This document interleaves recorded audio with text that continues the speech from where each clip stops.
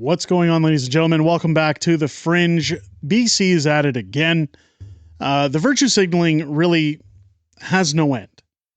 As Alberta talks about its independence, you hear the paid and bought for chiefs talking about, oh, this is treaty land, you can't take it, you don't have the right to leave, it's not your land, the resources belong to us, they belong to Canada, yada, yada, yada. You guys have seen it all.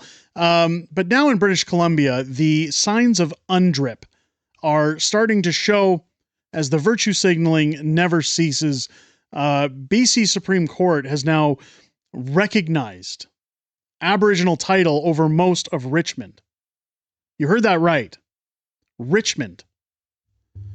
This is all part of white shame, giving land back.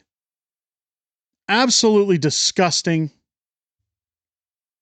Maybe these guys can start paying taxes on this land. How about that?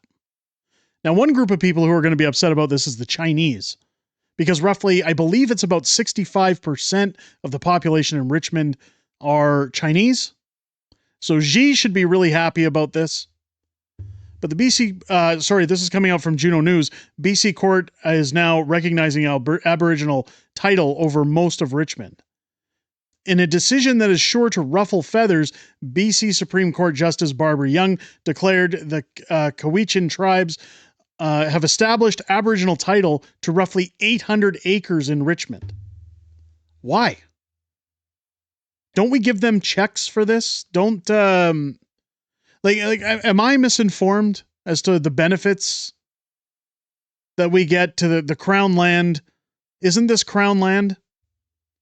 The British Columbia Supreme Court quietly issued its long-awaited decision in Cowichan Tribes versus Canada on Thursday. In a decision that is sure to ruffle feathers, a BC Supreme Court judge has recognized the Cowichan Nation's Aboriginal title to parts of Lulu Island and the Fraser River's South Arm, concluding a 5-year, 513-day trial described as the longest in Canadian history. Didn't we just name like a street in BC something that nobody can pronounce? Now this.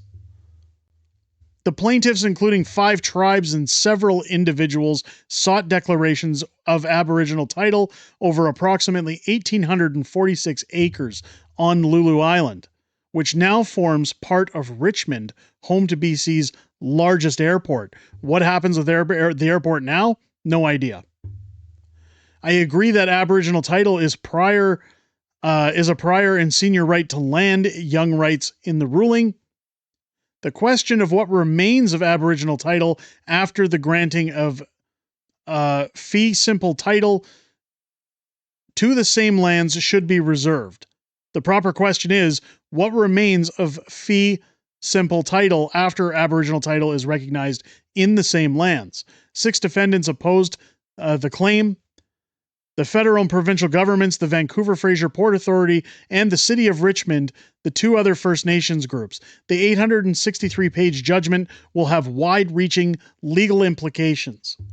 The court confirmed the Cowichan Nation has legal ownership known as Aboriginal title over specific lands on Lulu Island and parts of the Fraser River's South Arm. So, once again, just like when we talked about the longest mischief trial of all time with Chris Barber, how the government is trying to seize Big Red that Chris Barber doesn't even own anymore. He sold it to his son.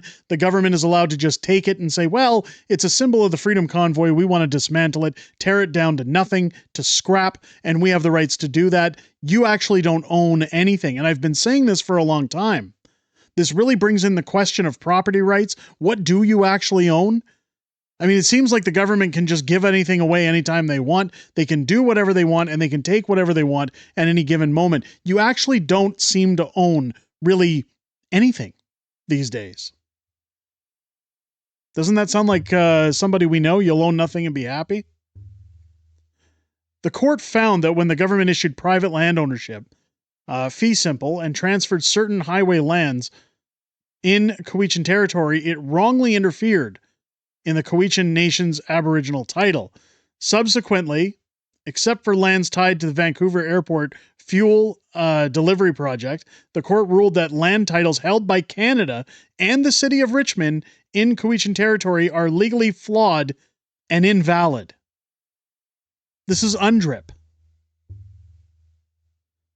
It instructs the federal government to negotiate a fair agreement with the Cowichan Nation with respect to their Aboriginal title. The provincial government must also negotiate in good faith with the Cowichan Nation to resolve conflicts over private land titles and highway lands in their territory, ensuring the process honors the Crown's duty to act fairly. The judgment is likely to be appealed given its potentially broad implications, but the immediate effect is the legal recognition of Cowichan title over specific lands. For now, Justice Young's decision clarifies some unresolved questions arising from a 2014 federal Supreme Court decision. And in that case, the Supreme Court of Canada recognized Aboriginal title for the Silliquat Nation. I hope I'm pronouncing that right, over 1,700 square kilometers of their traditional territory, making the first time Aboriginal title had been declared outside an Indian reserve. In Justice Young's Thursday's decision, the court stopped short of ordering restitution or compensation. However, it now says the two ownership titles of fee simple and Aboriginal title can and must coexist. The decision therefore requires honorable and good faith negotiations to continue between the Cowichan tribes and most defendants in the case over ownership and use of the lands. That's the big one, meaning the historically prolonged legal process is still far from over. What we can say is that when we're talking about good faith negotiations, our government has none. In fact, in the name of virtue signaling, they're going to give it all up. UNDRIP is an absolute mess. It always has been, always will be. But this is one of the things that I've noticed is that recently you've seen Mark Carney talking about how Canada was going to open up its interprovincial trade, that it was going to boost its economy and get away from the United States and all this nonsense because Mark Carney couldn't negotiate with Donald Trump. And then as soon as Danielle Smith got a deal going with Ontario and Saskatchewan, well, Manitoba had to step in and say, you haven't consulted with First Nations yet. And then Mark Carney stepped in and said, well, they'll all be consulted from here on out. And unless everybody is in an agreement, we're not going to put projects through. This is what we have to look forward to, folks. There's going to be more of this, more court proceedings, more red tape, if we can say that, when it comes to the courts, while Indigenous argue that the land belongs to them and the courts just freely give it up. It seems like everybody's giving everything away these days. Let me know what you think down below in the comments.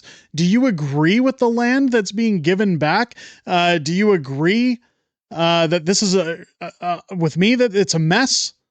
That this is ridiculous, that we need to get on with things? Let me know your thoughts down below. If it's your first time here, I hope this video's earned your subscription. Make sure as you hit that button, you leave a thumbs up or a comment down below. It helps push the video out there so that YouTube tells people, hey, this is interesting, you should check it out. Click your bell for all notifications. Join me live here on the channel each and every Wednesday and Friday night for Unhinged Fringe Wednesday nights.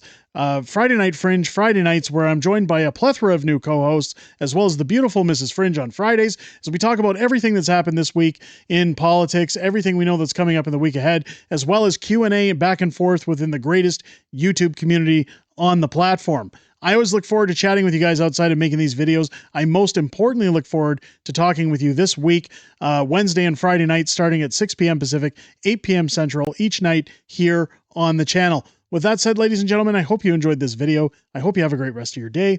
I'll catch you on the next one.